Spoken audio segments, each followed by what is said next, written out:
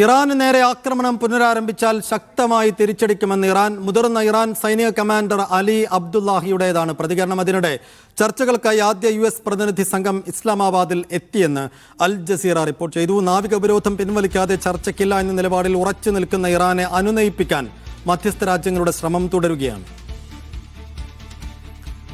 MCA Nasar വിശദാംശങ്ങളുമായി ചേരുന്നു. MCA, ഇതിപ്പോൾ US പ്രതിനിധി സംഘം ഇസ്ലാമാബാദിൽ എത്തിച്ചേർന്നിരിക്കുന്നു. ഇറാന്റെ കാര്യത്തിൽ ഇപ്പോഴും ഒരു വ്യക്തതയുമില്ല.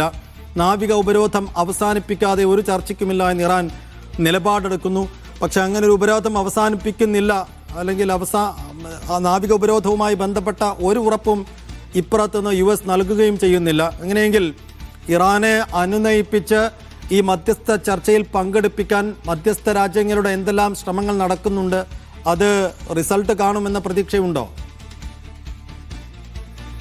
സൈഫുദ്ദീൻ, നിലവിലുള്ള സാഹചര്യത്തിൽ അങ്ങനെ ശുഭകരമായിട്ടുള്ള ഒരു പ്രതികരണം ഇറാന്റെ ഭാഗത്തു നിന്ന് ഇതുവരെ പാകിസ്ഥാന് ലഭ്യമായിട്ടില്ല. പക്ഷെ വലിയ തോതിലുള്ള ഒരുക്കങ്ങളാണ് പാക് തലസ്ഥാന നഗരിയായിട്ടുള്ള ഇസ്ലാമാബാദിൽ തുടരുന്നത്. വലിയ തോതിലുള്ള സുരക്ഷാ ക്രമീകരണങ്ങൾ ഏർപ്പെടുത്തിയിട്ടുണ്ട്. നാളെയെങ്കിലും ഈ ചർച്ച നടക്കണമെന്ന ഒരു പരിഗണനയുടെയും വിലയിരുത്തലിന്റെയും അടിസ്ഥാനത്തിലാണ് തിരക്കിട്ട നീക്കങ്ങൾ. ഏറ്റവും അവസാന ഘട്ടത്തിലും നയതന്ത്ര ദൗത്യങ്ങൾ തുടരുന്നുണ്ട്. പക്ഷേ ഇറാന്റെ ഏറ്റവും അവസാനം വന്നിരിക്കുന്ന സൈനിക രാഷ്ട്രീയ നേതൃത്വത്തിന്റെ ഭാഗത്തു നിന്നുള്ള പ്രതികരണങ്ങൾ നിലവിലുള്ള ഈ ഭീഷണിയും അതോടൊപ്പം തന്നെ വാഗ്ദത്ത ലംഘനവും തുടരുന്ന ഒരു സാഹചര്യത്തിൽ ഇത്തരം ചർച്ചകളിൽ പങ്കെടുക്കുക എന്നത് തങ്ങളുടെ പ്രഖ്യാപിത നിലപാടിന് വിരുദ്ധമാണ്. അതുകൊണ്ട് തന്നെ ഒരു തീർപ്പ് ഇക്കാര്യത്തിൽ ഉണ്ടായിട്ടില്ല. ഒരു നിലക്കുള്ള പ്രതിനിധി സംഘത്തെയും ഇപ്പോൾ ഇസ്ലാമാബാദിലേക്ക് അയക്കാനുള്ള ഒരു തീരുമാനം ഉന്നതതലത്തിൽ തന്നെ രൂപപ്പെട്ടിട്ടില്ല എന്നാണ് ഇപ്പോൾ ഇറാൻ നേതൃത്വം അറിയിച്ചിരിക്കുന്നത്. അമേരിക്കയുടെ ഭാഗത്തു നിന്നുള്ള പ്രിലിമിനറി ചർച്ചയ്ക്കായിട്ടുള്ള ഒരു സംഘം ഇസ്ലാമാബാദിൽ എത്തിയതായിട്ട് വിവിധ മാധ്യമങ്ങൾ റിപ്പോർട്ട് ചെയ്യുന്നുണ്ട്. പക്ഷേ അതേസമയം തന്നെ അമേരിക്കയുടെ വൈസ് പ്രസിഡന്റ് JD വാൻസ്, അതോടൊപ്പം തന്നെ പശ്ചിമേഷ്യൻ ദൂതൻ സ്റ്റീവ് വിറ്റ്കോഫ്, ജറദ് കുഷ്നർ ഉൾപ്പെടെയുള്ളവരൊന്നും തന്നെ എപ്പോൾ ഇസ്ലാമാബാദിൽ എത്തും എന്നത് സംബന്ധിച്ചും കൃത്യമായിട്ടുള്ള ഒരു വിശദീകരണമോ അതുമായി ബന്ധപ്പെട്ട പ്രഖ്യാപനമോ അമേരിക്കയുടെ ഭാഗത്തുനിന്നും ഉണ്ടായിട്ടില്ല. തിരക്കിട്ട നീക്കങ്ങൾ തുടരുന്നുണ്ട്. പക്ഷേ ഈ നാവിക ഉപരോധം ഒരു നിലക്കും പിൻവലിക്കുകയില്ല എന്ന് ട്രംപ് വ്യക്തമാക്കിയ സ്ഥിതിക്ക് അങ്ങനെയാണെങ്കിൽ അത്തരമൊരു ഉപരോധം പിൻവലിക്കാത്തൊരു സാഹചര്യത്തിൽ ഈ ചർച്ച എന്നത് പ്രഹസനമാണ്. അതിൽ പങ്കെടുക്കാൻ താല്പര്യമില്ല എന്ന് തന്നെയാണ് ഏറ്റവും അവസാനവും ഇറാൻ നേതൃത്വം പാകിസ്ഥാനെ അറിയിച്ചിരിക്കുന്നത്. അപ്പോൾ നാളെയാണ് ഇപ്പോൾ ഈ 2 ആഴ്ച കാലത്തെ വെടിനിർത്തൽ പരിധി അവസാനിക്കേണ്ടത്. അപ്പോൾ അതിന് മുമ്പെങ്കിലും നന്ന ചുരുങ്ങിയത് ഈ വെടിനിർത്തൽ ദീർഘിപ്പിക്കുന്ന ഒരു തീരുമാനമെങ്കിലും ഈ ഇരു രാജ്യങ്ങൾക്കുമിടയിൽ കൈക്കൊള്ളേണ്ടതുണ്ട്. പക്ഷെ അതിനുള്ള സാധ്യതയും എത്ര ഉണ്ട് എന്ന കാര്യത്തിൽ ഒരു വ്യക്തതയും പാകിസ്ഥാന് നൽകാൻ സാധിക്കുന്നില്ല.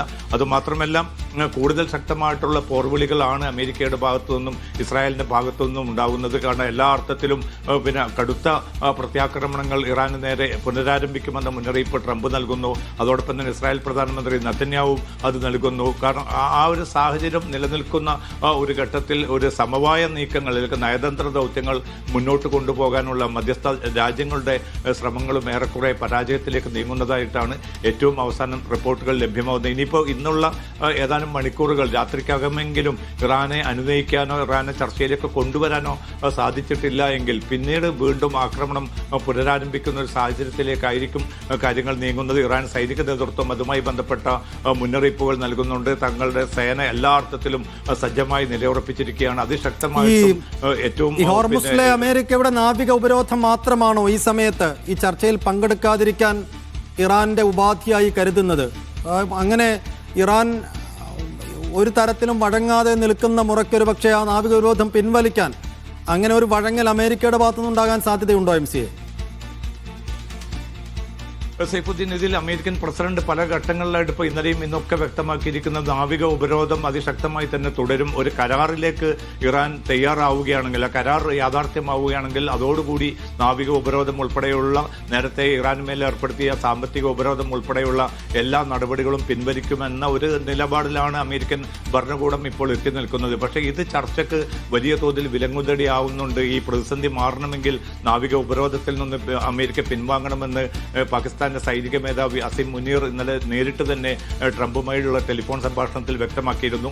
ആ സമയത്ത് ട്രംപിന്റെ ഭാഗത്തുനിന്ന് അനുകൂലമായിട്ടുള്ള തീരുമാനം ഉണ്ടാകുമെന്ന ഒരു പ്രതീക്ഷയും വന്നിരുന്നു. പക്ഷേ അത് വൈകിട്ട് നടത്തിയ ട്രംപിന്റെ തന്നെ പ്രതികരണത്തിൽ എല്ലാ നാവിക ഉപരോധവുമായി തന്നെ അമേരിക്ക മുന്നോട്ട് പോകുമെന്നാണ്. അതുമാത്രമല്ല, ഇറാന്റെ ഒരു കപ്പൽ പിടിച്ചെടുക്കുകയും അതിലെ ജീവനക്കാരെ ഇതുവരെയും വിട്ടയക്കാനുള്ള ഒരു തീരുമാനം പോലും കൈക്കൊണ്ടിട്ടില്ല. അത്തരമൊരു സാഹചര്യത്തിൽ ഈ നാവിക ഉപരോധം എന്നതാണ് ഇറാൻ മുന്നോട്ട് വെക്കുന്ന ഏറ്റവും പ്രധാനപ്പെട്ട ഒരു ഉപാധി. അതോടൊപ്പം തന്നെയാണ് മറ്റ് പ്രധാന വിഷയങ്ങളിൽ, കാരണം യുറേനിയം സമ്പുഷ്ടീകരണത്തിന്റെ വിഷയമുണ്ട്. ശരി, എന്തായാലും ലോകം ഇസ്ലാമാബാദിലേക്ക് നോക്കി നിൽക്കുന്നു.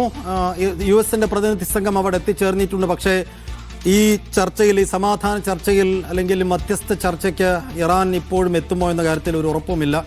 US ഹോർമുസിൽ ഏർപ്പെടുത്തിയിരിക്കുന്ന നാവിക വിരോധം പിൻവലിച്ചാൽ മാത്രമേ അങ്ങോട്ട് എത്താൻ കഴിയൂ എന്ന ഇറാൻ വാശി പിടിച്ച് നിൽക്കുന്ന ഒരു ഘട്ടം കൂടിയാണ് കാണുന്നത്. MCA നാസറാണ് വിശദാംശങ്ങൾ നൽകിയത്.